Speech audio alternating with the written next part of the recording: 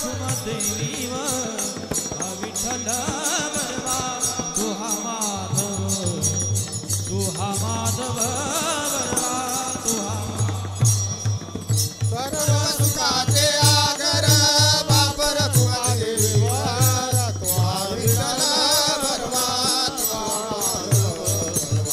तुआ विठ्ठल बरवा तुआ माधव बरवा.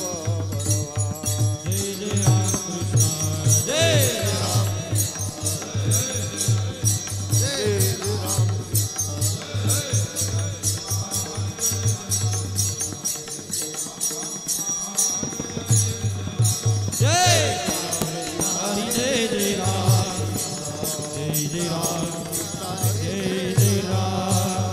कृष्ण जय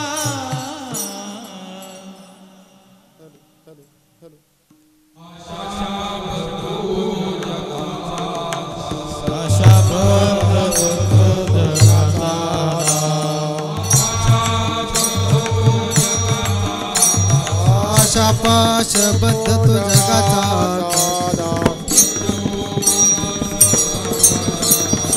तो काय बोध काय तुकाने भय बांधले गाठी भय भय बांधले गाठी पाठी तुमता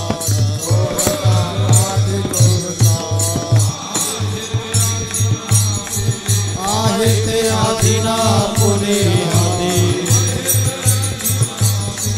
आहे ते आदिना पुणे आदि काच में काय पूरा आदि काच में काय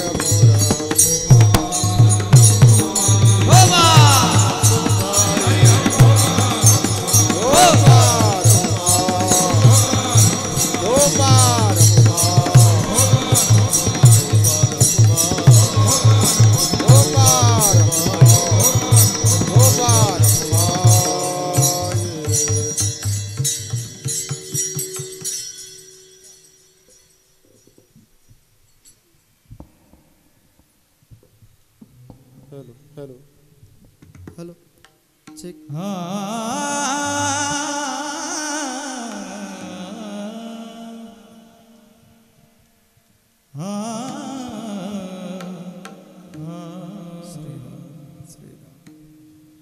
शब्द तो जगाचा शब्द तो जगाचा आशाबद्ध तो जगाचा दास आशाबद्ध तो जगाचा दास याला शब्द तो जगाचा दास आशाबद्ध तो जगाचा दास आशाबद्ध तो जगाचा दास आशाबद्ध तो जगाचा दास पूजतो उदास सर्व जना पूजतो उदास सर्व जना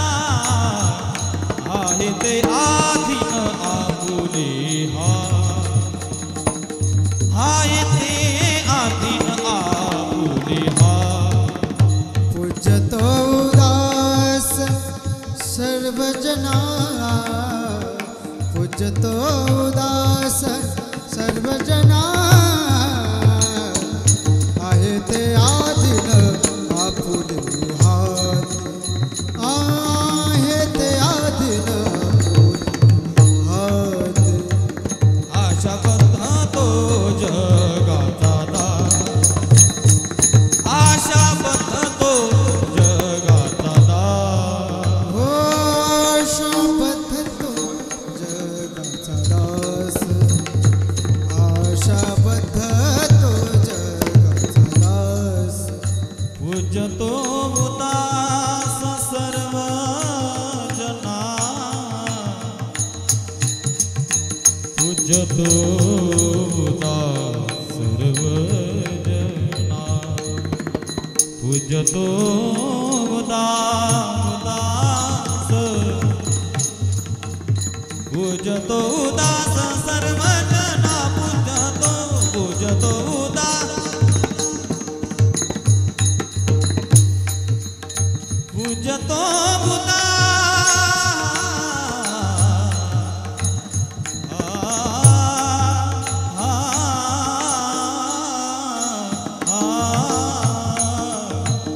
पूजतो उदास सर्व जना पूजतो उदास सर्व जना हाय ते आत्मा बोलिया हाय ते आधीन आपुलिया पूजतो उदास सर्वजना पूजतो उदास सर्वजना आहे ते आधीन आपुले हात आहे ते आधीन आपुले हात आणि ठेविता काय बोला आणि ठेविता काय बोला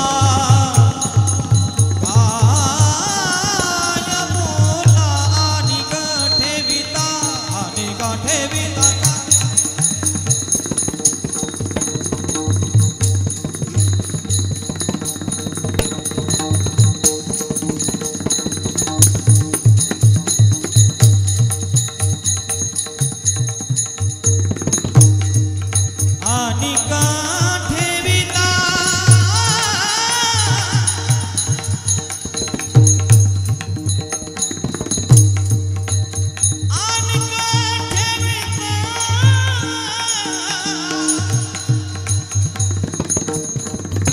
काय बोला काय बोला आणि ठेविता काय आणि ठेविता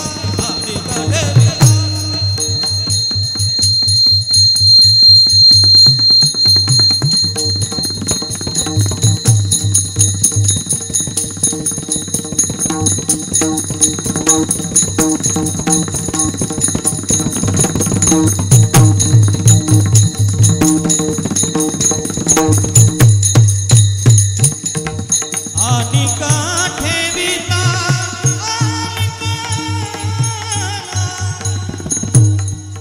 काय बोला काय बोला काय बोला आणि ठेविता काय बोलबो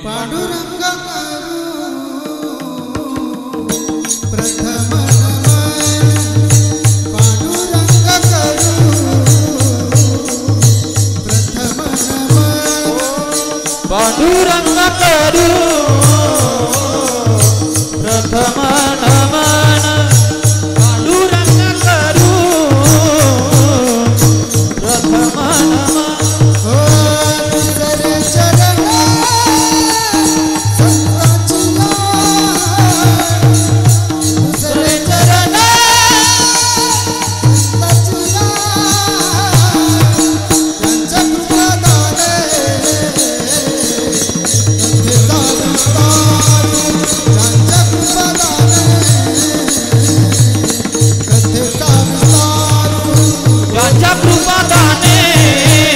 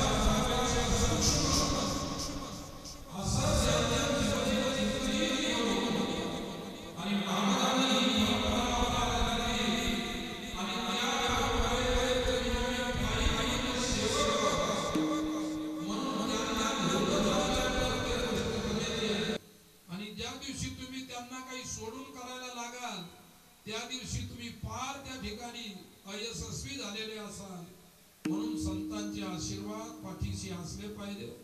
आणि म्हणून आज मला इथं बसल्यानंतर अगोदर त्यांची आठवण येते.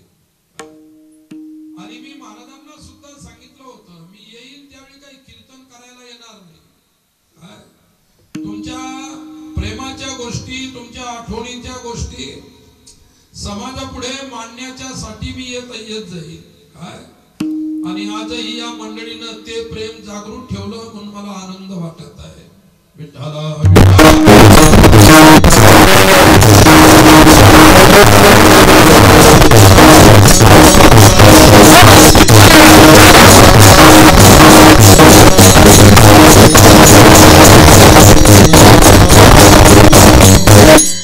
आणि म्हणून त्यांच्या चारित्र्याच्या आकाशाला स्पर्श करण्यासाठी आपल्याजवळ सुद्धा काही असावं लागत असत. रघुवंशामध्ये महाकवी कालिदासानी सुरुवातीला असं म्हटलं,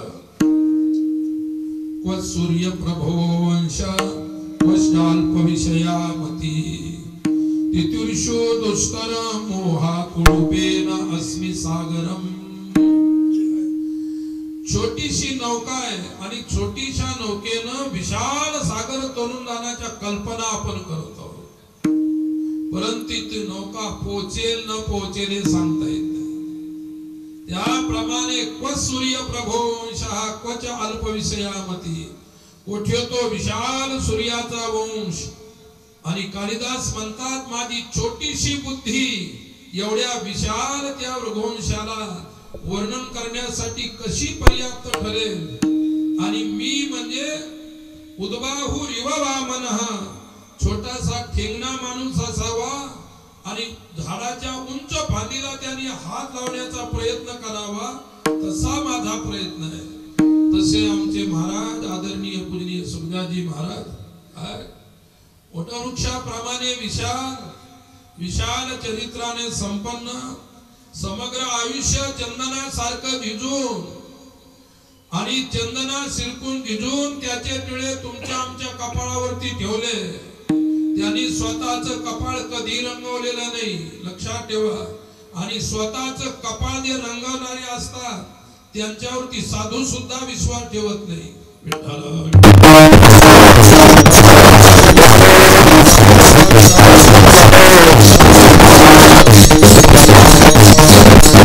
समाज मनाला रंगवण्याचा अथक प्रयास केला, अथक प्रयास केला. तुका म्हणे गुण चंदनाचे अंगी तैसे तुम्ही जगी संत जन. चंदनाच्या अंगी जे गुण असतात, चंदन हे पाहत नाही की टिळा कोणाला लावायचा आणि कोणाला लावायचा नाही. हा भेद अज्ञानी लोकांमध्ये असतो. काय? आणि त्यांनी अज्ञानाची नदी सागर पार करून ते पलीकडच्या काठावर पोहोचलेले संत होते. तुम्ही पहिलाच किनारा पाहिला नाही म्हणून त्यांच्या पलीकडच्या तीरापर्यंत पोहोचू शकणार नाही. काय? तुम्हाला पोहोचण्यासाठी पुष्कळ काहीतरी करावं लागेल. साधू आयुष्यात राहतो, साधू समाजात राहतो, साधू सेवा करणाऱ्या लोकात राहतो, साधू एखाद्या अशा संस्थेत राहतो. काय? तुम्हाला संस्था कळेल, संस्थेचे काम कळतील, सर्व कळतील, पण कोणाकडून हे घडलेलं आहे त्या महापुरुषाविषयी कळणं फार अवघड आहे. आणि ज्याला कळेल तो धन्य आहे. विठ्ठल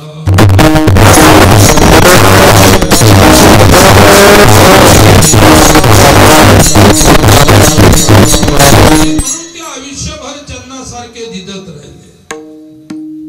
सर्वांगे सुवास परितो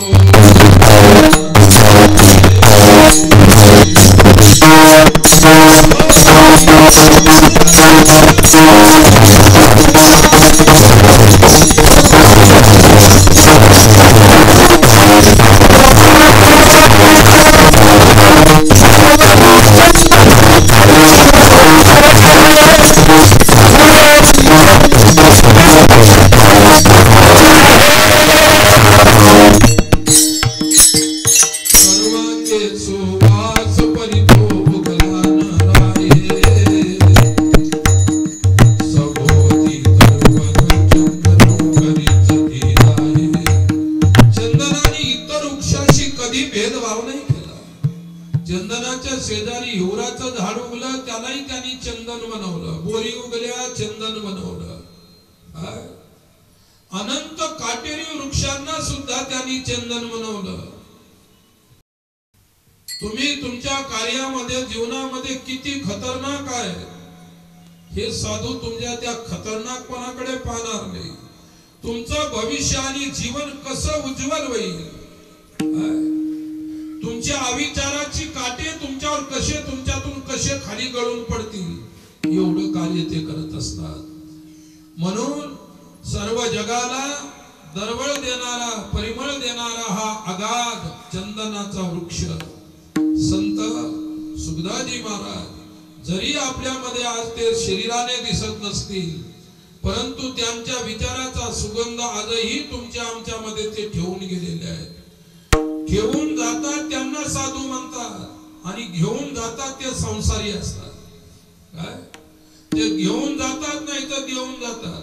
पोराला म्हणतात की आता माझ्याकडून काही होत नाही गड्या, ही चाबी सांभाळ, आता तू करत जा.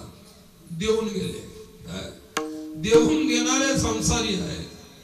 परंतु जे सोडून गेलेले आहेत, इतरांच्या करता सोडून गेलेले आहेत, ते मात्र साधू आहेत. आणि आजही समाजाला अशा साधू पुरुषांची गरज आहे. माझ्यासारखे येतात, कीर्तन करतात, काय काय करतात, निघून जातात.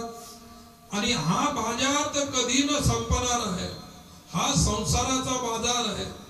आणि साधूची दोनच प्रकारची दृष्टी असते. त्यांची एक दृष्टी असते ब्रह्मदृष्टी आणि दुसरी असते भावदृष्टी.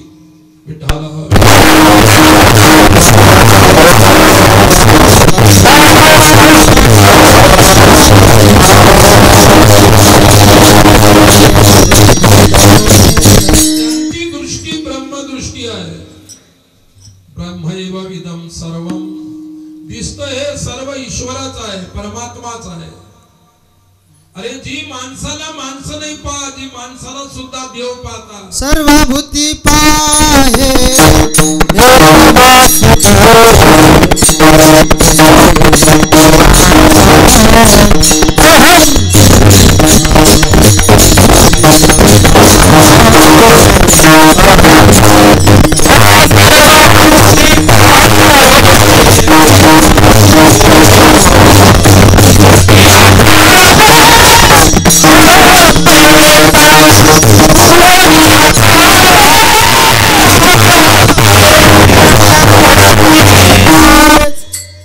सर्वभूती पाहे वासुदेव पुसोनिया ठाव अहंतेचा.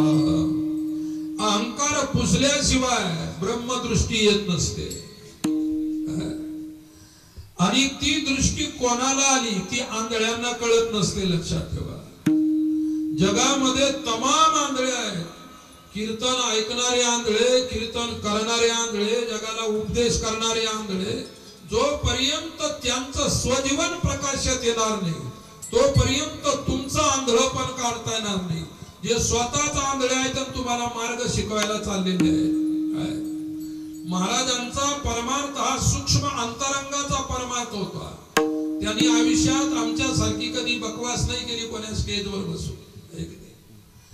मी म्हणत नाही की बकवास करू नका, जरूर करा त्या ठिकाणी, परंतु तुमचं जे अज्ञानाचं अंधत्व आहे ते जोपर्यंत गेलं नाही तोपर्यंत तुम्ही डोळदृष्टी समाजाला देऊ शकत नाही. आणि महाराजांनी डोळदृष्टी कर्तृत्वातून दिली, आचरणातून दिली.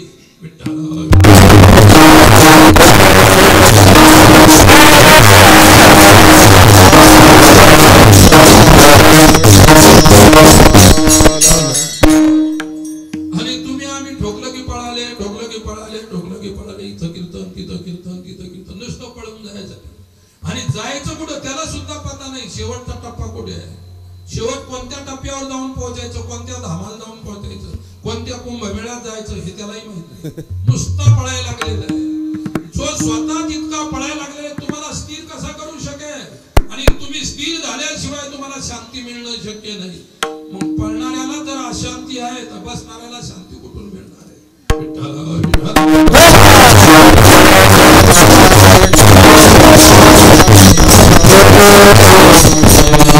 समूहम सर्वभूतेषु न मे द्वेषोऽस्ति न प्रियः. गीता सांगते ही ब्रह्मदृष्टी आहे. सर्व प्राणी मात्रांच्या ठिकाणी समत्व, समरसता, एकत्व, अभेद वृत्ती, भेदभावाचा अत्यंत अभाव, या गोष्टी जोपर्यंत साधूच्या हृदयात येत असतात त्याच नंतर साधू तुमचं कल्याण करू शकतो. आणि तुम्ही कल्याण करून घेण्यासाठी ऐकता असं मला तरी वाटत नाही. चला काहीतरी चाललेलं आहे, लोक जमलेले आहेत, गर्दी करायला लागले म्हणून आपणही बसू जाऊ. अशा प्रवृत्तीचा हा समाज आहे. स्वामी विवेकानंदांना जगाला काय द्यायचं होतं, महाराजांना जगाला काय द्यायचं होतं, त्यांना जे द्यायचं होतं, जे अभिप्रेत होतं, ती अभिप्रेत वस्तुस्थिती आजही तिचा अभाव प्रत्ययाला येतो. हीच मोठी शोकांतिका आहे. हजारो कीर्तन, हजारो कथा, हजारो पुराण होत आहे, हजारो लोकांच्या संख्येनं लोक आहेत, परिवर्तन होत नाही, काहीच परिवर्तन होत नाही, जिथल्या तिथंच आहात. आणि तुमच्या जर परिवर्तन झालं असतं तर इथं एक माणूस आज दिसला नसता. माणूस सुधारल्यानंतर पुन्हा त्याला कीर्तन ऐकायचं काम नाही. काय तुम्हाला समजत नाही आणि आमचं दुकान चालतं बरं आहे सर्व म्हणून तुमची गर्दी इथं आहे.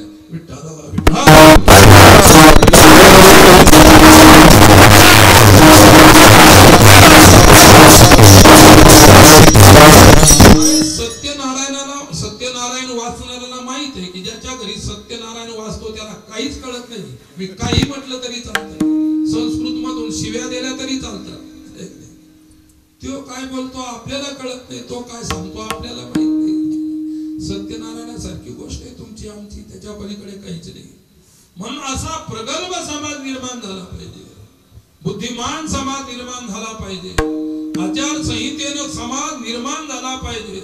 आणि अशा समाजाची निर्मिती झाल्यानंतर विवेकानंदांची स्वप्न पूर्ण होती. अजून आपण त्यांच्या चरित्रातून त्यांच्या व्याख्यानातून फक्त स्वप्न पाहत आहोत आणि ज्या दिवशी तुमचे स्वप्न संपुष्टात येतील संपतील त्या दिवशी तुम्ही शांती आणि सुखाला प्राप्त व्हाल एवढं सत्य आहे. विठ्ठला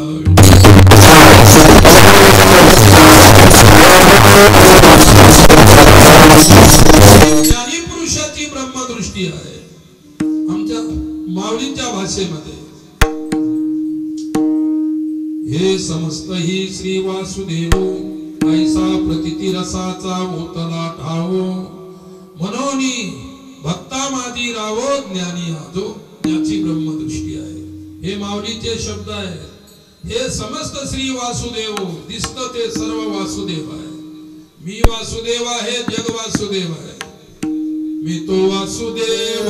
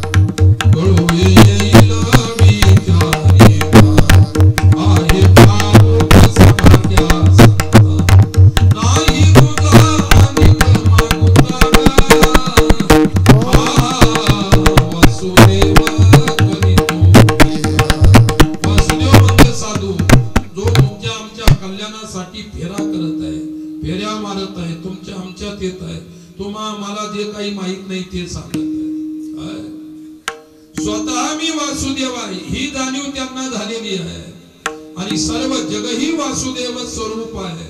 म्हणजे ही त्यांची ब्रह्मदृष्टी आहे. स्वतः तुलसी रामायणामध्ये भगवान शिव पार्वतीला सांगतात. शिव पती आहेत, पार्वती पत्नी आहे. पती पत्नीला सांगतो काय सांगतो की हे जग काय हे सर्व काय आहे याविषयी दिग्दर्शन म्हणजे दाखवलेलं आहे, सांगितलेलं. उमा कहूं मैं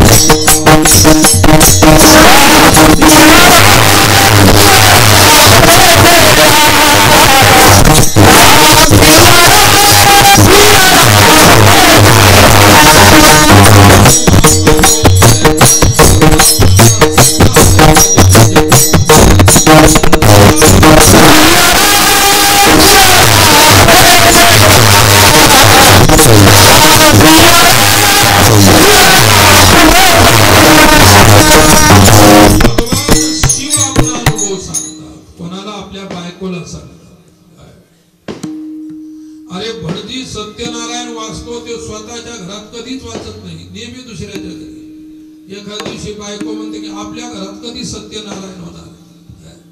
तो म्हणतो सत्यनारायणच नाही, फक्त मी दुसऱ्याच्या घरी वाचत असतो. सत्यनारायण कुठे आहे? ही अशी अवस्था आहे, ही परिस्थिती आहे. अरे धर्मात ती परिस्थिती, कर्मात ती परिस्थिती, समाजात ती परिस्थिती, सर्व ठिकाणी ही परिस्थिती आहे. आणि म्हणून हे काहीतरी चाललेलं आहे. खोटं चालवण्यासाठी खोटं करावं लागतं. खऱ्यानं खोटं चालत नाही, खोट्यानं खरं चालत नसतं. लक्षात ठेवा. खोटं करण्यासाठी खोटं चालवावं लागत असतं. आम्ही सुरुवातीला ब्रजभूमीमध्ये बरसाण्याला गेलो आणि बरसाण्याला गेल्यानंतर सुरुवातीच माझा पहिलाच वेळ होती. गेल्यानंतर त्यावेळी 1 पैसा 2 पैसे 3 पैसे 5 पैसे 10 पैसे हे बंद झाले होते. आणि तिथं असे लोक बसलेले होते, पंडित ब्राह्मण लोक, आणि त्यांच्याकडे 3 पैशाचा 5 पैशाचा 2 असे गंज ठेवलेले होते. मी म्हटलं न चालणारे पैसे कशाला ठेवले दुकानात? ही पैसे तर चालत नाही, न चाललेली पैसे दुकानात कशाला ठेवले असतील? चांगले गंज मारून ठेवले होते. एकाला विचारलं का हे पैसे चालत नाही कशाला गंज घालून ठेवला? काय ते म्हणजे चालत नाही ते पैसे, पण ते चालवावे लागतात. ते पैसे चालत नाही, न चालणाऱ्या पैशालाही चालवणारे लोक आहेत. म्हटलं कसे चालतात? ते म्हणाले 1 रुपया द्या आम्हाला. त्याला 1 रुपया काढला आणि त्याने मला 80 पैसे दिले, खोटे पैसे, चिल्लरवर चालवले. त्यांचं काही मूल्य नाही, ती बंद पडलेली पैसे. परंतु व्यवहार कसा चालला पहा. मी 1 रुपया दिला आणि त्याने हे 80 पैसे दिले. मी म्हटलं याचं काय करू? म्हणजे भिकारी बसलेले आहेत पुढे, त्यांना वाटत चालला. म्हणजे त्याचे पैसे आपल्याजवळ, आपले पैसे भिकाऱ्याजवळ, भिकाऱ्याचे पैसे पुन्हा चिल्लर देणाऱ्याजवळ. खोटे पैसे चालले की नाही? आणि तुम्ही समाजात जे आजपर्यंत चालवलं ते खोटं चालवलेलं आहे, कारण समाज खोटा आहे.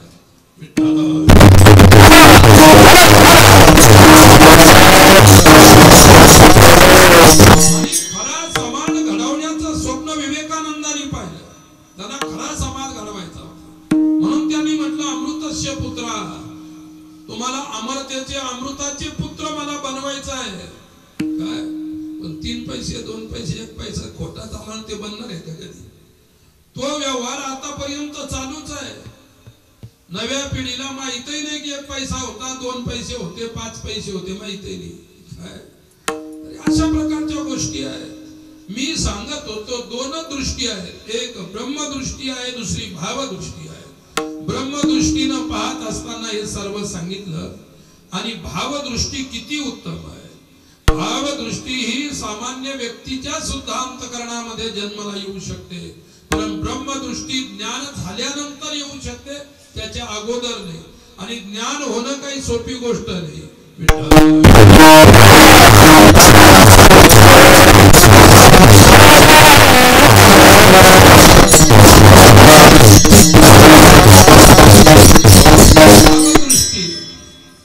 जे जे भेटे भूते ते मानी जे भगवंत, हा भक्ती योग माझा निश्चित जाणा.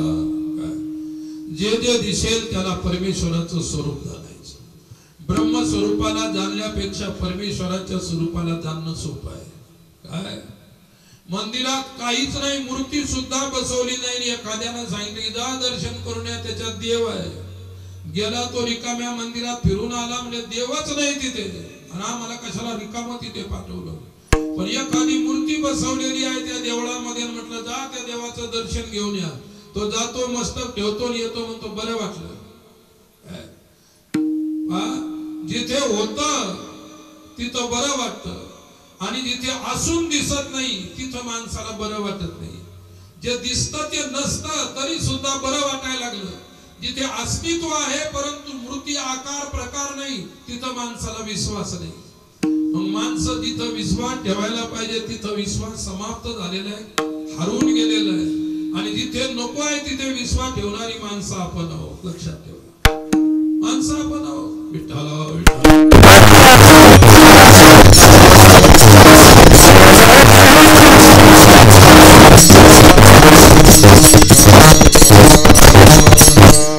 एकदा मी महाराजांच्या भेटीला आलो होतो, आठवण सांगतो. आम्ही दोघच होतो. मी आल्यानंतर ते तिसऱ्याला जवळ बसू देत नव्हते. काय साधूला साधूचा अंतरंग उकलायचा असेल तर तिसरा ना समाज मधात नको. जे समजत नाही त्याला कशाला मधात ठेवायचं, विक्षेप येतो. आणि मला त्यांनी म्हटलं तुम्ही तिकडं राहिलेले आहेत उत्तर हिंदुस्थानामध्ये. काय म्हणलो मग साधू होण्यासाठी बुचुड्याला माळा, कानात माळा, दंडाला माळा, एक नाही गळ्यात माळा, संपूर्ण अंगाला राग, काय या सर्व गोष्टी म्हणजे असं करावं लागतं का? महाराजांनी मला विचारलं. म्हटलं असं आहे, तुमची जर ती इच्छा असेल घालायची तर तुम्ही घालू शकता. नाही नाही मी विचारतो की ते लोक एवढे सस्तात. आता तुम्ही कोंबात पाहता की नाही, काय चित्र आहे. एक एक चित्र विचित्र विचित्र रूपात पाहायला मिळतात आपल्याला, वेगवेगळे चित्र एक नाही. आणि तमाम करोडो लोक तिथं त्या चित्रांना पाहायला गेले. विठ्ठल विठ्ठल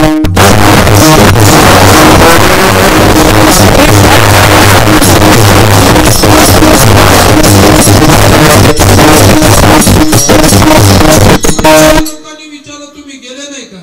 मी म्हटलं मी टीव्हीवरच खुश आहे, टीव्हीत पाहतो त्याच्यातच खुश राहतो. जे ते सत्य सांगितलं मला, जे सत्य सांगायचं काय. महाराजांनी मला विचारलं की एवढ्या जटा वाढावं लागतात का, नको एवढ्या वाढावं लागतात का, नकाच्या चुंबडी झाल्या अशा. म्हणलं तसं काय नाही. म्हटलं माझ्या दृष्टीनं तरी नखाच्या चुंबडी वाढवल्या काय, ते केसाचे पटके बांधले काय. नसलेली उपाधी डोक्यावर घेणं, नसलेली उपाधी हातात लावणं, त्यांना काच्यावर उपाधी काय गरज आहे. ते नका कोणाच्या गळ्यात घुसवायचं काय, कशाला. माणसाचे छंद असतात, ठीक आहे, माणसाला जी छंद करायच्यातले जे काही सवय असल्या ते करतात. परंतु आमच्या दोघांचा हा निर्णय झाला की असं काहीच करायचं काम नाही. काय मी म्हटलं महाराज, जेवढं आपण मोकळं राहिलो तेवढे आपण साधुतेपर्यंत पोहोचण्याचा प्रयास सहज होऊ शकतो.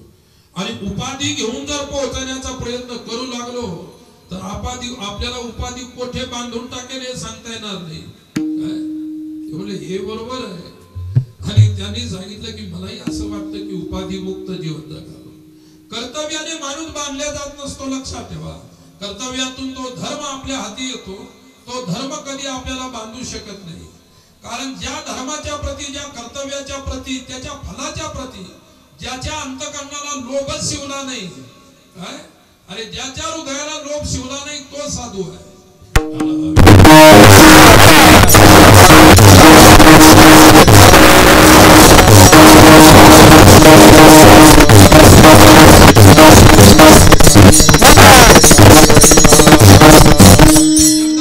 महाराजांच्या जवळ बसल्यानंतर त्यांच्या खोलीत ते औषधीचे वगैरे ते शॅम्पू वगैरे असे ठेवलेले होते, छोटे मोठे काही सामान होतं हे ते. म्हणलं इतक्या औषधी कशाला ठेवल्या, तुम्ही घेता का? म्हणे ते ठेवावं लागतात, सर्व घ्यायला पाहिजे असं काही नाही. ताण लागली, सागराजवळ गेले तर सर्व सागरच आपण पिऊ शकतो का? याच्यातलं जेवढं वंदळीत तृप्तीसाठी जेवढं पाणी आहे तेवढं घेतलं तरी आपली ताण भागते. मग म्हटलं ठेवलं कशाला? ते ठेवावं लागतं, जे येतात लोक भेटायला दर्शनाला त्यांना पाहण्यासाठी ठेवलं. मी तर रोज हे पाहतो, अनुभवतो, मला त्याच्यात काही रस नाही. पण काही लोकांना ते पाहण्यात रस आहे म्हणून मी ते ठेवलेलं आहे. नाहीतर मी एकटा सुद्धा इथं बसू शकतो, मला काहीच गरज नाही कशाची. आणि ते ज्यावेळी तुमच्या आमच्यातून निघून गेले, वाट लावायला मीच होतो. शेवटी त्यांचं प्रेम मला त्यांच्या शेवटी काम आलं की त्यांनी केलेलं प्रेम. एखाद्या वेळी मी कुठे असतो, परदेशात असतो, कुठे असतो, तर माझ्या मनात ती गोष्ट राहिली असते. बरोबर मी आश्रमावर आणि ते त्यांना वाट लावण्यासाठी, त्यांचा विधी करण्यासाठी मी तिथे उपस्थित झालो. तो आनंद मी आयुष्यभर तर कधीच विसरणार नाही. ती अलौकिक गोष्ट होती. आम्ही लोक शरीराने जातो, शरीर सोडायला आम्हाला काहीच वाटत नाही. अरे शरीरानं ही एवढी मोठी सृष्टी निर्माण केली, ही सृष्टी सुद्धा सहज सोडून गेली, मग शरीर सोडायला काय वाटणार आहे? तुमचं शरीरावर प्रेम आहे म्हणून तुम्हाला थोडस दुखलं तरी काय वाटतं, मरायचं असेल तर घाबरता, हे तुमच्या पाशी आहे. आमच्या लोकांशी या गोष्टीचा काही संबंध नाही. का हे शरीरच ज्या दिवशी साधू झाले त्या दिवशी जगाला दान केलेलं असतं. आणि दान केलेल्या वस्तूवर आपलं अस्तित्व ठेवायचं नसतं. तसं हे सर्व केलं महाराजांनी, स्वतःचं अस्तित्व कशावर ठेवलं नाही, ही त्यांच्या जीवनातली विशेषता आहे.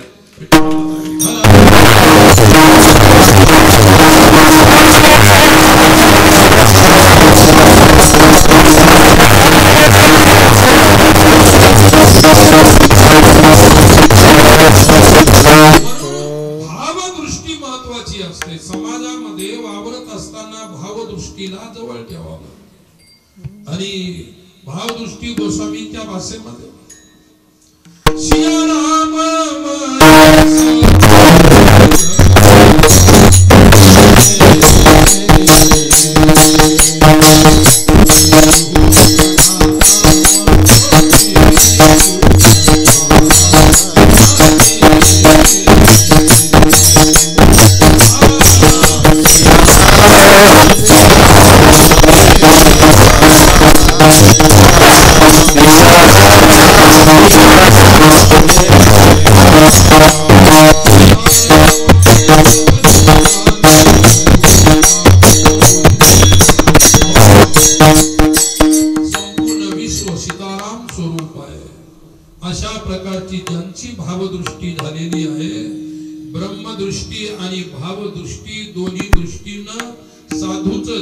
संपन्न असतात आणि ही त्यांच्या आयुष्याची श्रीमंती आहे. लक्षात ठेवा, तुम्ही जे मिळवलेलं आहे ते राहणारी वस्तू नाही.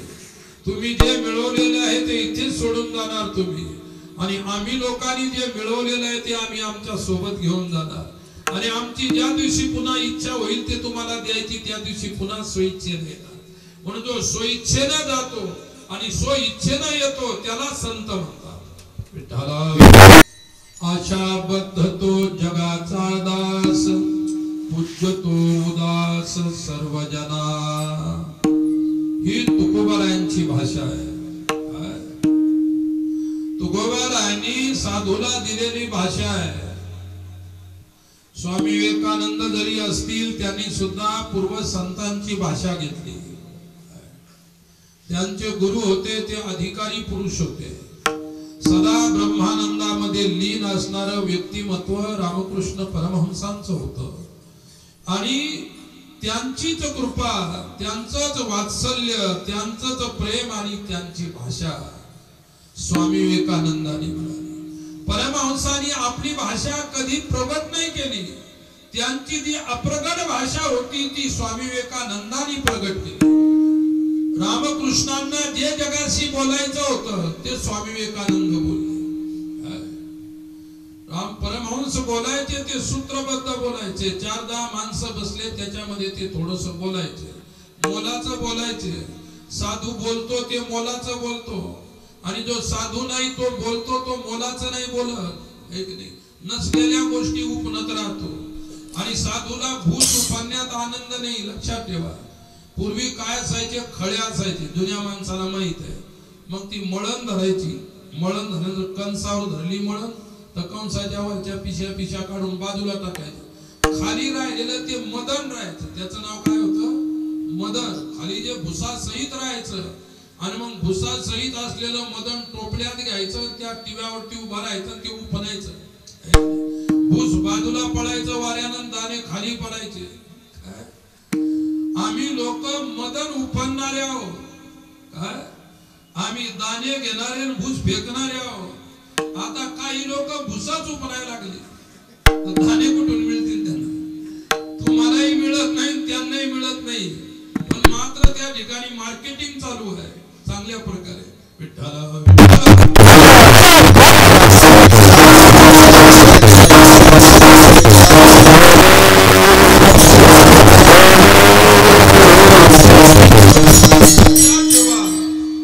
ज्यावेळी परमार्थ मार्केटिंग होत असतो, परमार्थाचं लोक जर ज्यावेळी मार्केटिंग करत असतात तर त्या परमार्थाला किंमत शून्य होत असते. म्हणून तो भूस उपणलेल्या भुसाप्रमाणे आहे.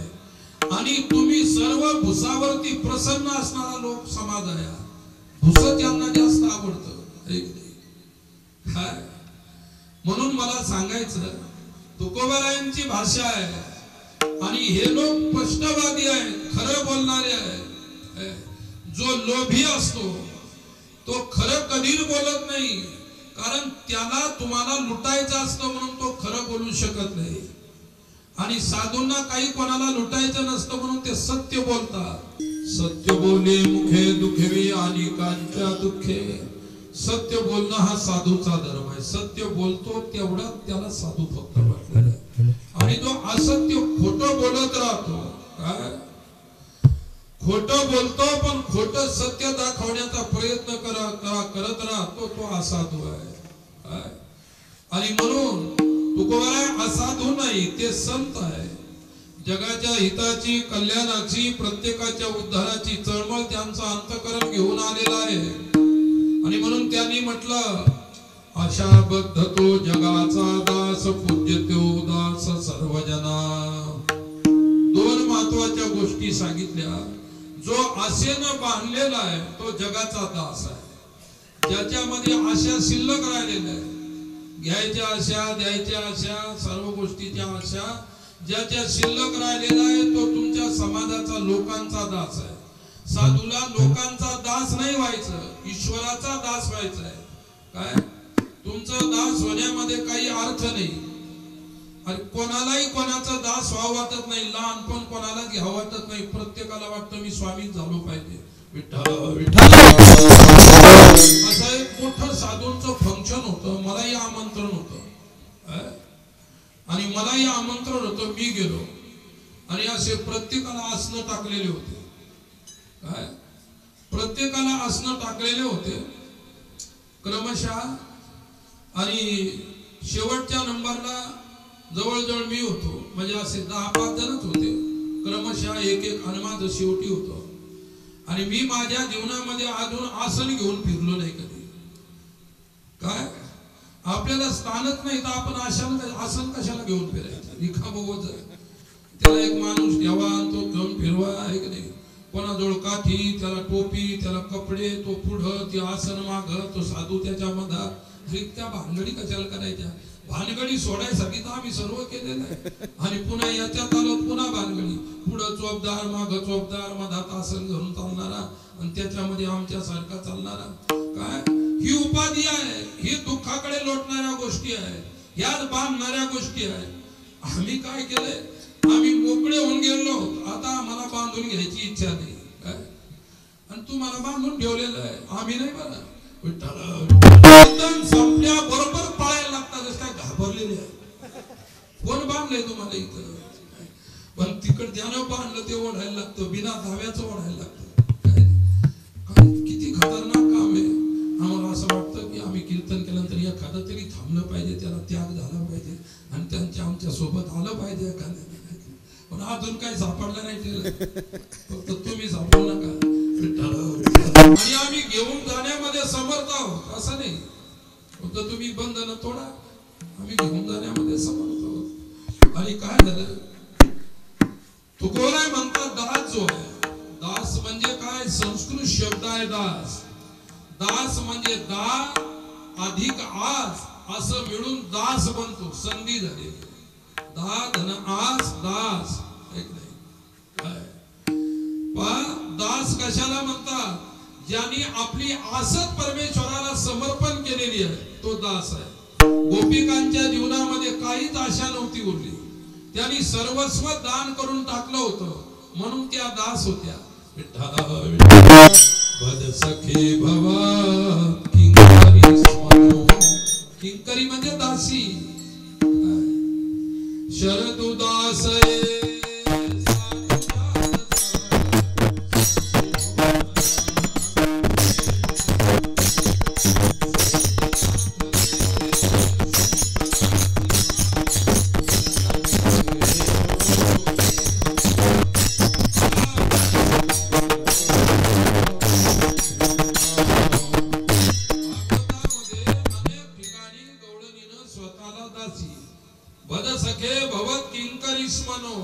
आम्ही किंकरी आहोत परमेश्वरा, तुझ्या दासी आहोत. आणि कशा दासी आहोत? अशुल्क दासी. का शुल्क म्हणजे पगार. तुम्ही आम्ही जे काही कुठे काम करतो त्याचा काय घेतो आपण? पगार घेतो. आणि तुम्ही सांगा, आमच्या पूजनीय सुरदास महाराजांनी एवढं केलं, पगार घेतला का कधी तुमच्याकडून? जे कोणाकडून पगार घेत नाही, पगार देऊ शकतात पण घेत देणं हे साधूचं काम आहे. दान करणारा साधू असतो, घेणारा त्या ठिकाणी साधू नाही. म्हणून त्यांच्यामध्ये दासत्व होत असते. ते समाजाचे नाही, परमेश्वराचे दास. ज्यांनी समाजाला देव समजलेला आहे आणि त्या देवाचे दास महाराजांनी आपलं आयुष्य दासत्वामध्ये घालवलं. शुल्क पगार घेतला का? एवढे पेशंट दूर केले, चांगले केले, एवढ्यांना आरोग्य प्रदान केलं, काय काय केलं. आणि कधी म्हटलं का संस्थेला तुम्ही पगार घेताना आमचं काय? कधी म्हटलं का? अरे जे त्यांनी करून ठेवलं त्याला सुद्धा सहज सोडून गेले. नाही तर जीवच जात नाही. तुमचा काय होतो? जीवच जात नाही. म्हणजे कशामुळे जीव जात नाही? या बाबाचं याच्यात गुतला असेल, त्याच्यात गुतला असेल, पोरीत गुतला असेल, पोरात गुतला असेल. नाहीतर त्या ठिकाणी ते पेटी असले पाहिजे. आणि संदूक होता आमच्या काळामध्ये, ती लाकडाची लोखंडाची पेटी, संदूक. संदुकामध्ये गुतला असेल, मग संदूक उघडून पाहायचं, एक एक वस्तू डोळ्या पुढे धरायची, तरी मरायचं नाही. ते कशाच गुंतले नाही, काय गुंतवले, कसं बांधले गेले माणसाला. एवढं सांगितलं महाराजांनी. संसाराच्या आशेनं जे बद्ध म्हणजे बांधल्या गेले आहे ते संसाराचे दास आहे. म्हणून तुम्ही जर सर्वजण त्या ठिकाणी संसाराचे दास आहात, पण अशुल्क दास नाही. फुकट करतं कोणी कोणाचं. पोराला माहित आहे की बाप चाबी देणार आहे म्हणून ते पोरग बापाचं करते. आणि तुमच्याजवळ काहीच नसू द्या, पोरग तुमच्या जवळ सुद्धा येणार नाही, मग ते आमच्या जवळ पाठवून देतात वृद्धाश्रमात.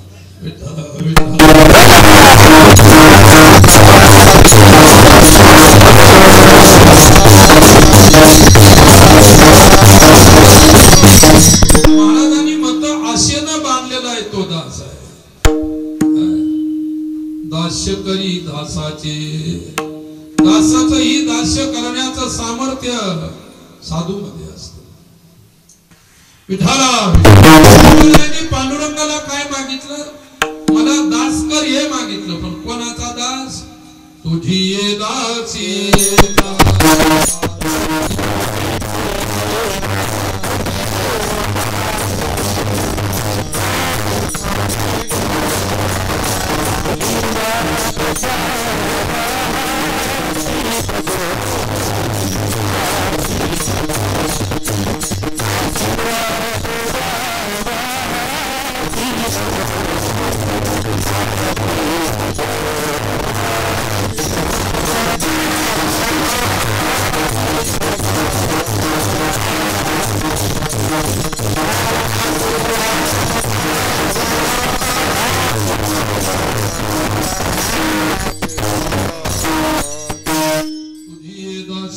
दास करुणी ठेवा आशीर्वाद द्यावा हाती मद.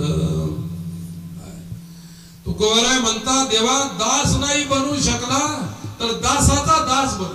पण दास ज्याच्या जीवनामध्ये कोणती आशा उरली नाही त्याला दास म्हणतात. नुसता नावाचा दास नाही, नावाचे दास पुष्कळ असतात. कोणी भानुदास आहे, कोणी विष्णुदास आहे, कोणी कोणता दास आहे. असे दास भरपूर आहेत, नावाचे दास. परंतु खरोखर दास जो आहे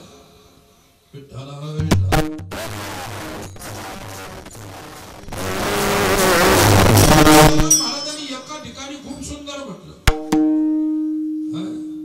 इतकं सुंदर म्हटलेलं आहे, परमेश्वरा आम्ही तुझा दास होण्याची इच्छा करतो, पण असा दास बनव. असा दास बनव की आमच्या जीवनामध्ये आम्हाला काही चिंता राहायला नको. आणि दास कसा असतो की दास्यत्वाचे एक विलक्षण असतो. एक छोटस उदाहरण सांगतो. विठ्ठला चरित्रामध्ये कहाणी एक गोष्ट येते. एक हिंदी मध्ये प्रसिद्ध ग्रंथ आहे भक्तमाल. यावर्षी आमच्या आश्रमावर त्याचीच कथा आहे, भक्तांचं चरित्र. त्याच्यामध्ये नाभादास नावाचे संत होते, त्यांनी तो ग्रंथ लिहिला. त्यांचे गुरु होते प्रयागदास. दास्यत्वामध्ये कशी शक्ती असते काय? मूळ पुरुषामध्ये जी शक्ती नाही ती दासामध्ये शक्ती असते. मग एके दिवशी काय झालं, अग्रदासजी महाराज एके दिवशी दुपारच्या वेळी विश्रांती करत होते आणि नाभाजी शिष्य होते, ते पंखा करत होते, त्यांना हवा घालत होते. हवा चालू होती, महाराजांना झोप लागली. दचकून उठले अचानक, एकदमच दचकून उठले, घाबरल्यासारखे.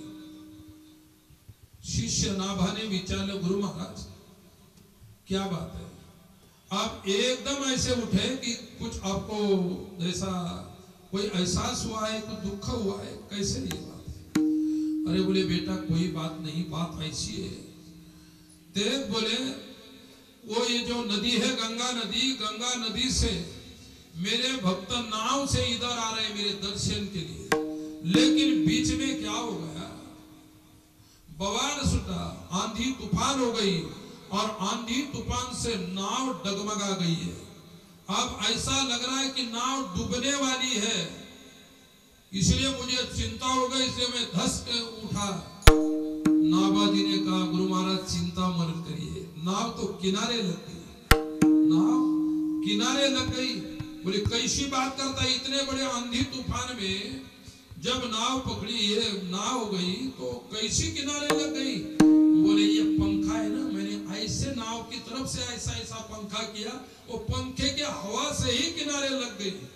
बोले क्या बोल रहा है, ये जादू तो मेरे में ही नहीं आई, तेरे में कैसे आ गई? मैं आपका दास हूं इसलिए आ गई.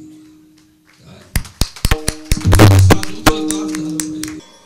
महाराज म्हणतात तुझे दास्य करू आणि कामा खावया. धिक्क झाले दिने माझे पंढरीराया. आम्ही तुझे दास आहोत. खाण्याची सुद्धा अपेक्षा दुसऱ्याकडे करणार नाही. त्या आमच्या खाण्याची चिंता तुला असली पाहिजे देवाला.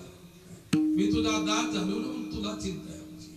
मग दास होण्यामध्ये याच्यातला अर्थ आहे की नो टेन्शन. दास म्हणजे काय? No tension. खायची चिंता नाही, पियाची चिंता नाही, राहण्याची चिंता नाही. जे गुरु महाराज देतील त्याच्यामध्ये खुशी. हा दास आहे. नाही तो गुरु महाराज मरायच्या अगोदरच मला काय मिळतं. अरे इतका हलकट कशाला त्या ठिकाणी शिष्य झाला. म्हणून गुरुला लुटणारे कधी शिष्य असू शकत नाही. गुरुला लुटणारे शिष्य असतात काय? परिस्थिती आहे. अशा बद्ध तो जगाचा दास. जो आशेनं बांधलेला आहे तो या लोकांचा दास आहे. आणि ज्याने आशा सोडून झालेला आहे तो परमेश्वराचा दास आहे, गुरुचा दास आहे. पूज्यते उदास सर्व जना. सर्व जनामध्ये जर त्याला पूजनीय व्हायचं असेल तर जगाच्या प्रती उदास राहायला पाहिजे.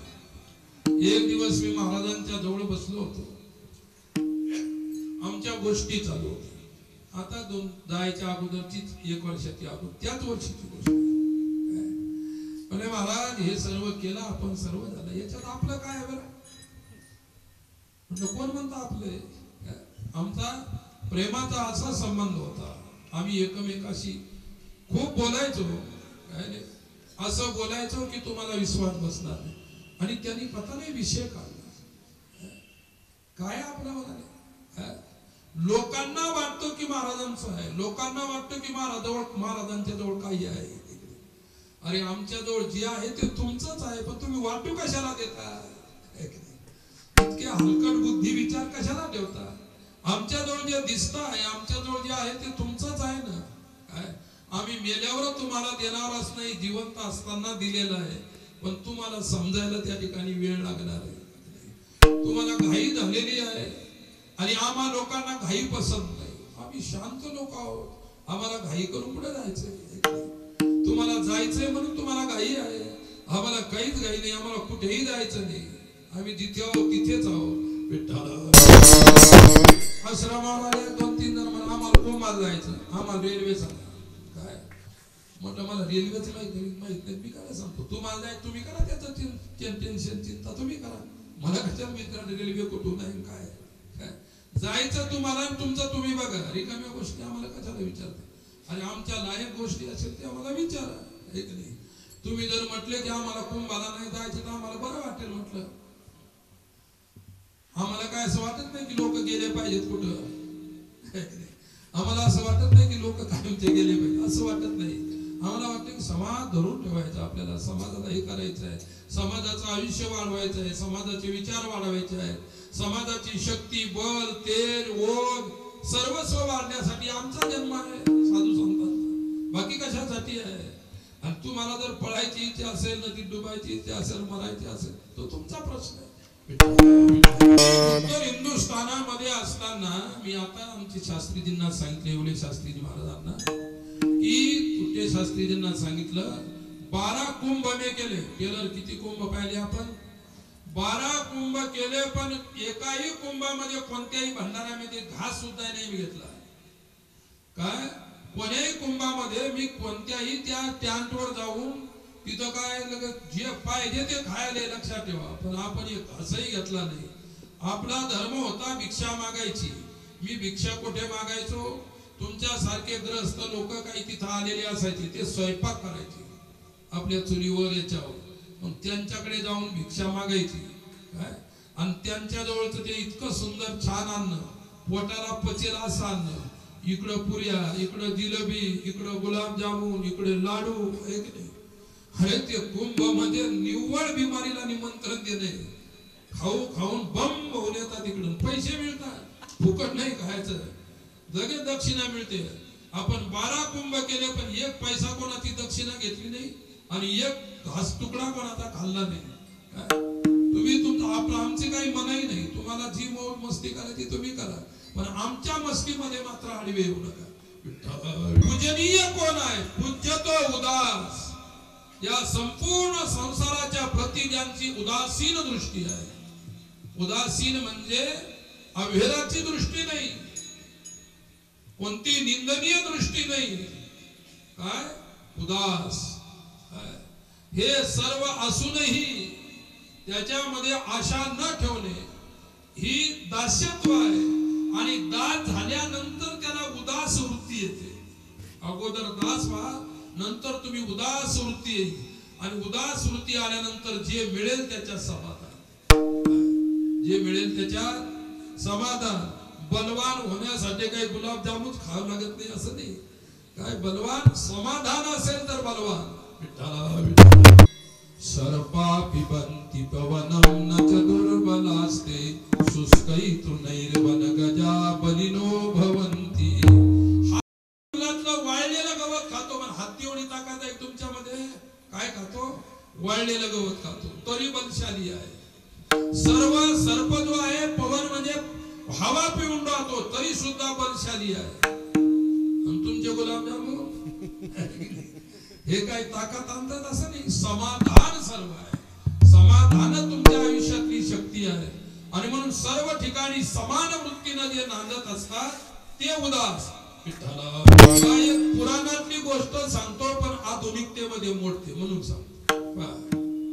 एकदा भगवान शंकर भगवान पार्वती म्हणजे उमेच्या सोबत एका वृषभावर म्हणजे बैलावर बसून प्रवास करत होते.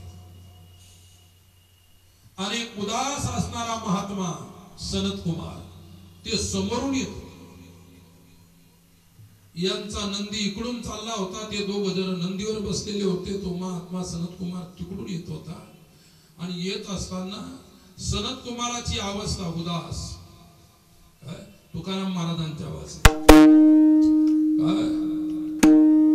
ब्रह्मानंदे लागली टाळी, कोण देहाते समाळी, पैसा कोठे आठवची नाही, देही चवितेही भोगू दशा.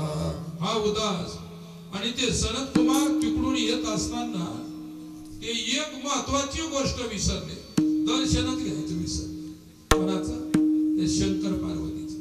भोलेनाथ समोर, माताजी मागे बसलेल्या, आणि हे पुढून येत होते, साईडना असे निघाले. ते त्यांच्या मस्तीमध्ये होते. ब्रह्मानंदे लागली टाळी, कोण देहाते. ते देहावरच नाही, ते भानावरच नाही. कोण आलं कोण गेलं काहीच माहित नाही. आणि बा त्या भोलेनाथाला काही राग नाही आला. शंकर भगवान कोणी दर्शनी घ्या नका घेऊ, कोणी गरम पाणी होता, कोणी थंड होता, काहीच फरक पडत नाही. ज्याला फरक पडत नाही तो खरा देव. आता ते शिवपुराण फार बोकाळलेले साधे जिकडं तिकडे.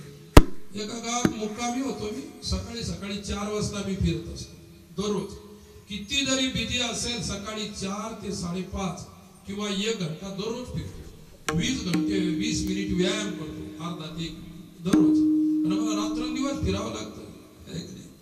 हे समजू नका मी माझ्या करता फिरत नाही, मी तुमच्या करता फिरतो. आणि आम्ही जीवनच तुम्हाला अर्पण केलेले आहे, म्हणून आम्हाला फिरण्यात काही वाटत नाही.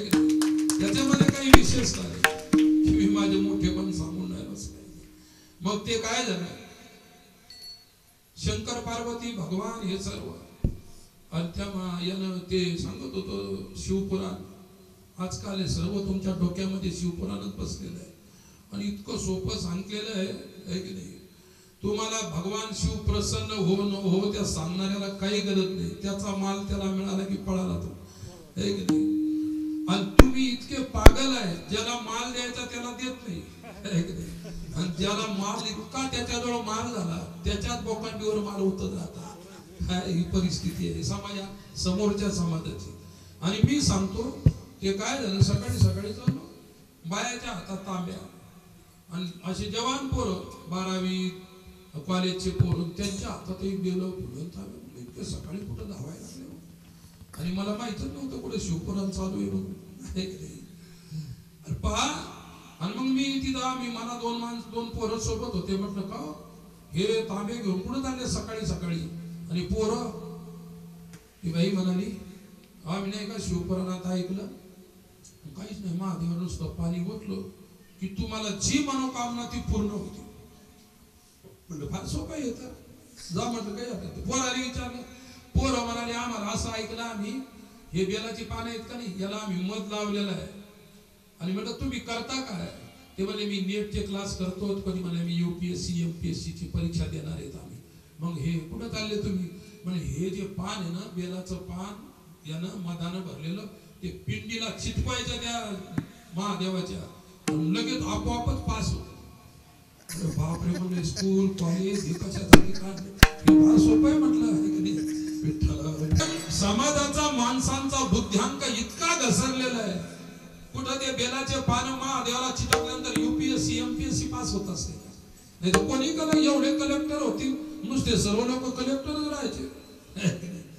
एवढं मोठं पागलपण. सांगणारे काय सांगतात, ऐकणारे काय ऐकतात, आणि ऐकून त्याचं चुकीचं अनुकरण कसं करतात.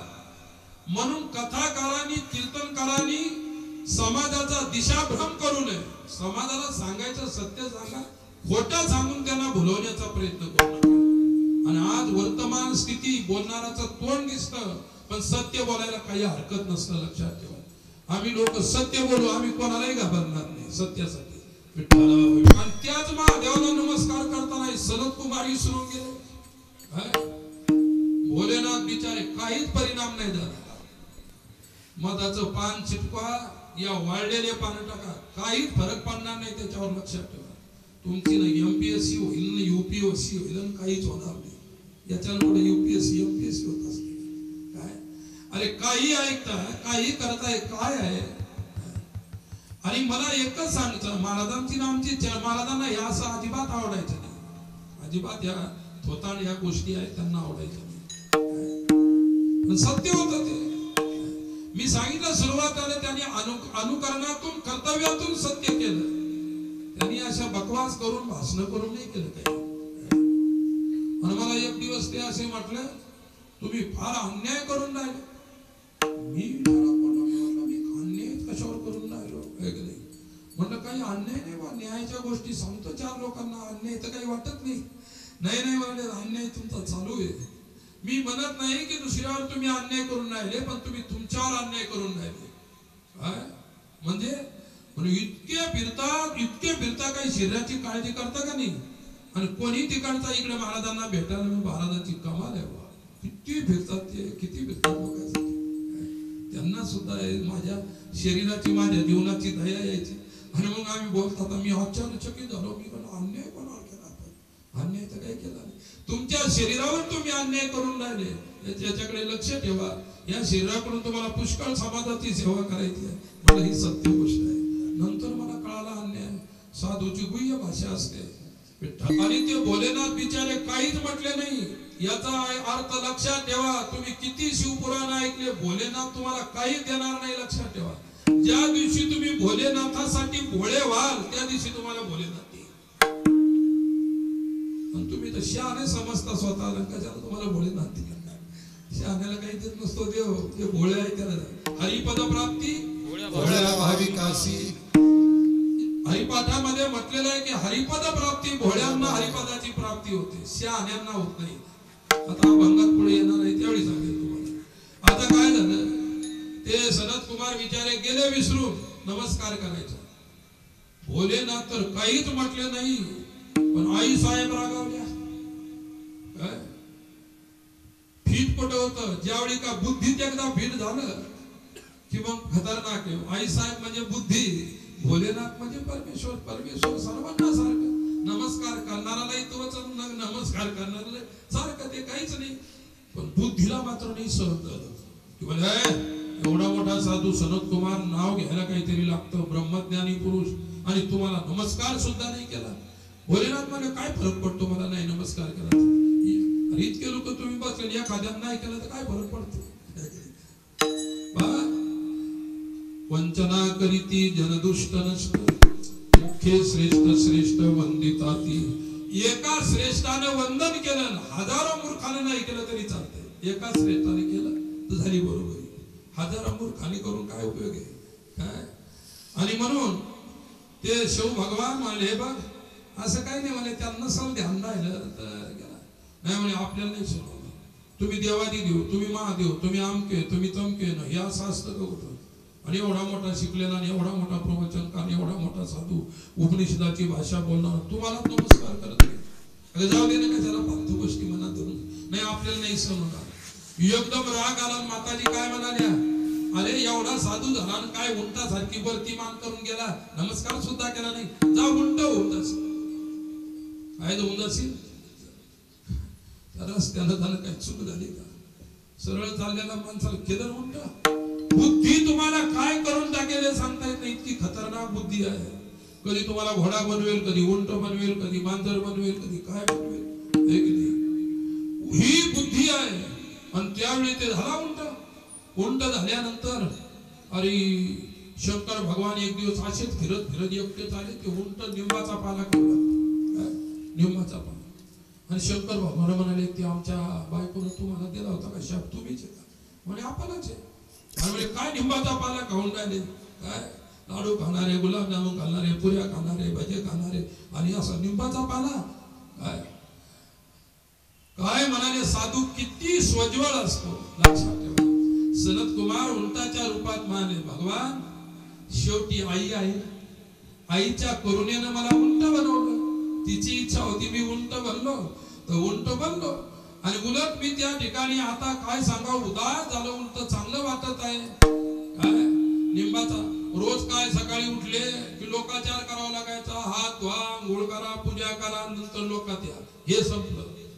दुसरी गोष्ट, ते झालं की भूक लागली की जोडी घ्या, लोकांच्या दारोदार जा, ह्याला माग, त्याला माग, त्याला माग, काय हे सुटलं. आणि आता मस्त निंबाचा पाला खायचा, कोणाला मागायचं काम नाही, कोणाला आंघोळ करायचं काम नाही, काय नाही. मग माताजीनं कृपा केली की नाही? जो प्रत्येक अवस्थेमध्ये सम राहतो आणि प्रसन्न राहतो त्याला म्हणतात उदास. उदास म्हणजे नाराज झालेला नाही. तुल्य निंदा स्तुतीर मौनी संतुष्टो येन केती, पूजनीय दशा आली तरी प्रसन्न, आणि कोणी नाही पूजा केली, अपूजनीय आली दशा तरी प्रसन्न. मग पूजनीय होणे आणि अपूजनीय होणे तुमच्या हाती आहे.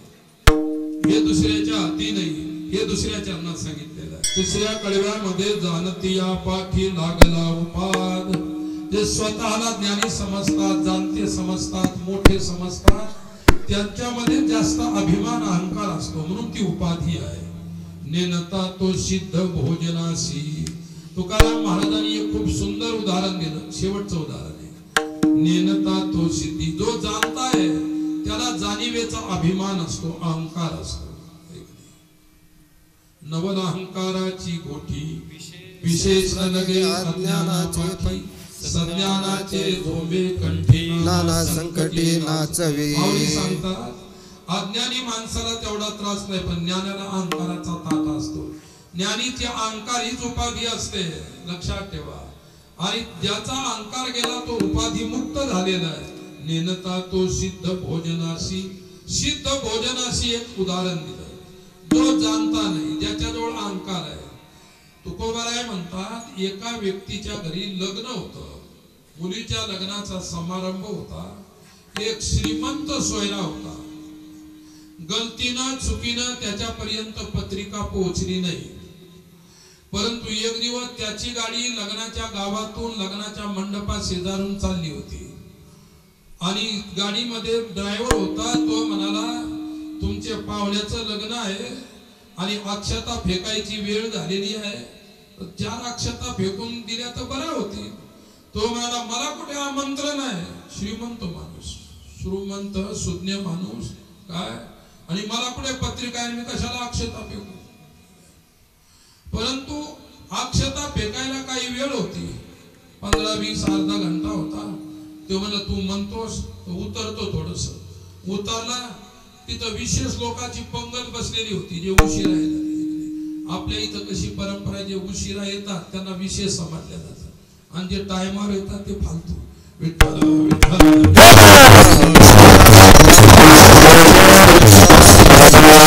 आपल्या इथे म्हणजे आपल्या आश्रमात, आपल्या समाजात ही पद्धत आहे.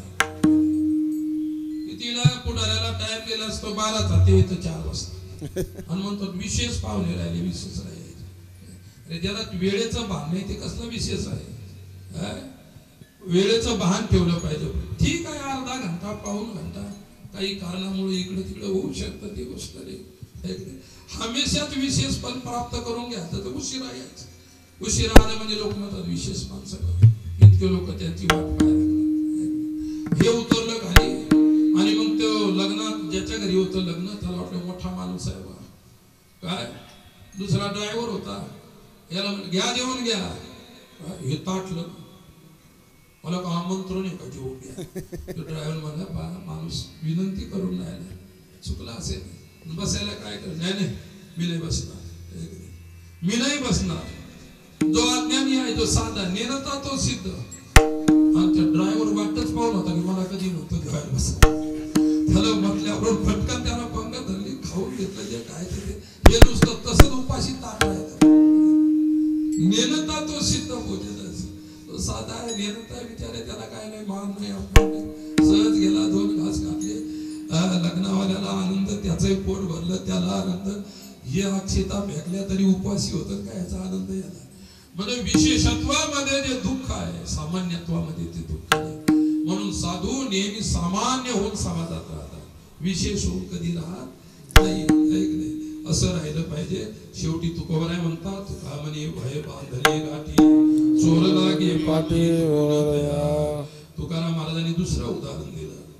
तुका म्हणे भय बांधले गाठी, आपण आपलं भय स्वतःच गाठीला बांधून ठेवलेलं आहे. आणि भय बांधून ठेवल्यामुळे चोर लागे पाठी. तुम्ही तुमचं भय बांधून ठेवलं.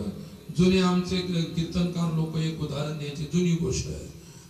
गुरु शिष्य होते आणि पैसे सोनं नाणं कार्यक्रम झाला की लोक द्यायचे, जमा करून ठेवलं. आणि गाठोडं बरोबरच, त्यावेळेस काय बँक होत्या का, त्यांना काही आश्रम नव्हता, मठ नव्हता, काही नव्हता. ते आपल्या गाडीत बैलगाडी होती त्याच्यातच ठेवायची.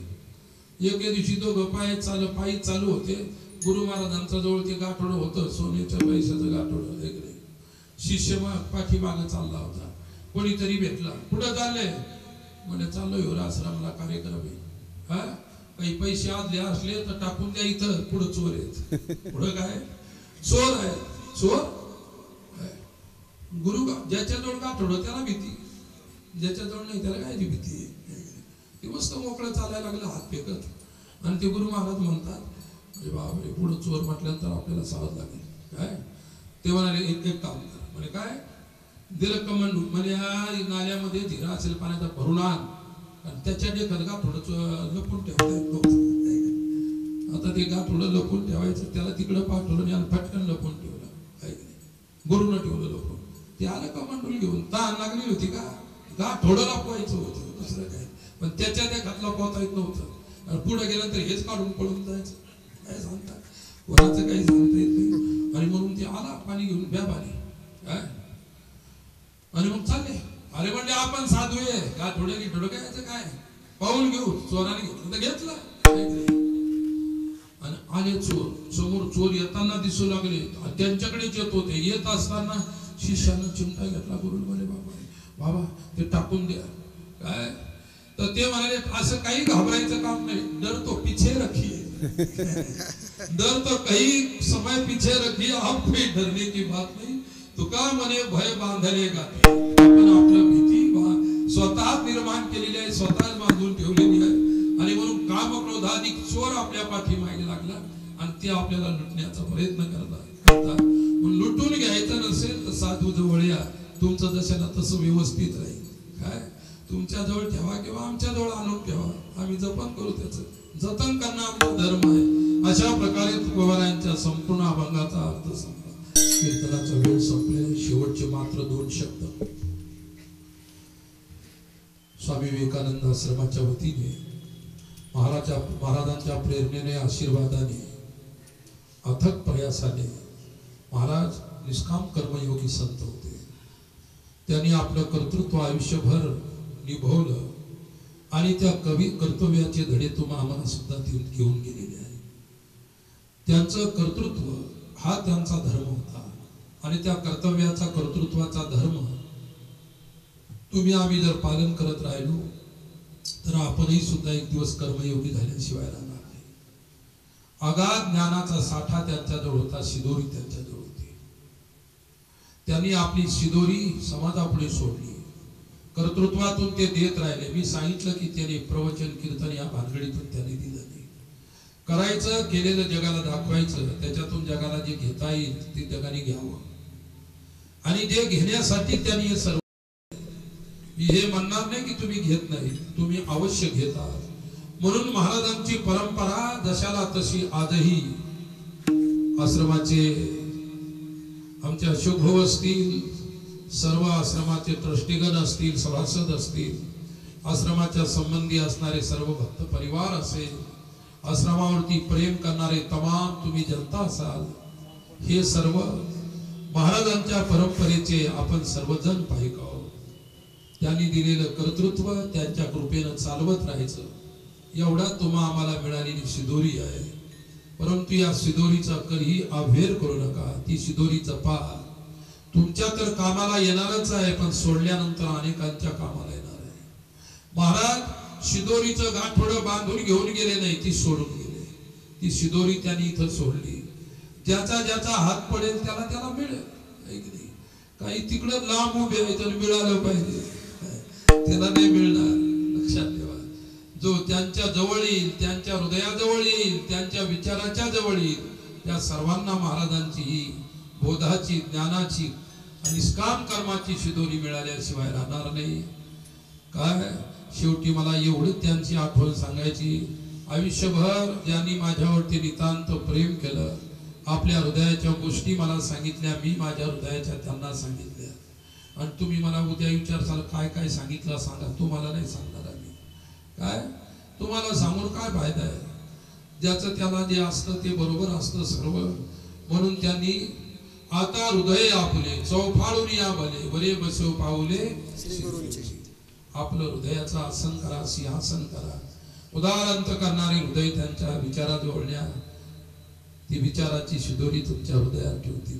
हातात टाकलेली शिदोरी कधी समाप्त होईल हे सांगता येत नाही, पण हृदयात ठेवलेली कधी समाप्त होत नसते. म्हणून त्यांनी दिलेली शिदोरी या हृदयात ठेवा, अंतःकरणात ठेवा, एवढी तुम्हा समाजाला विनंती करतो.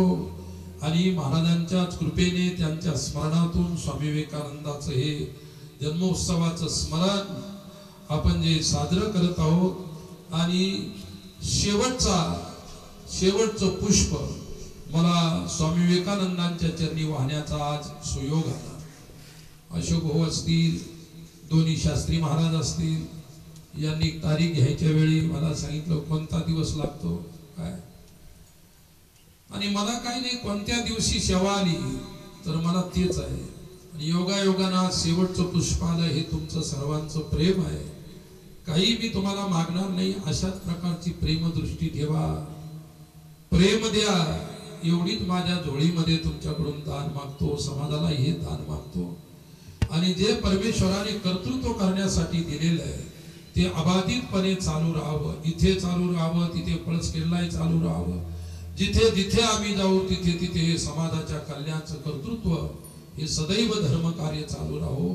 एवढीच महाराजांच्या स्मरणातून, विवेकानंदांच्या स्मरणातून पांडुरंगाच्या चरणी प्रार्थना करतो. आणि झालेल्या सेवेला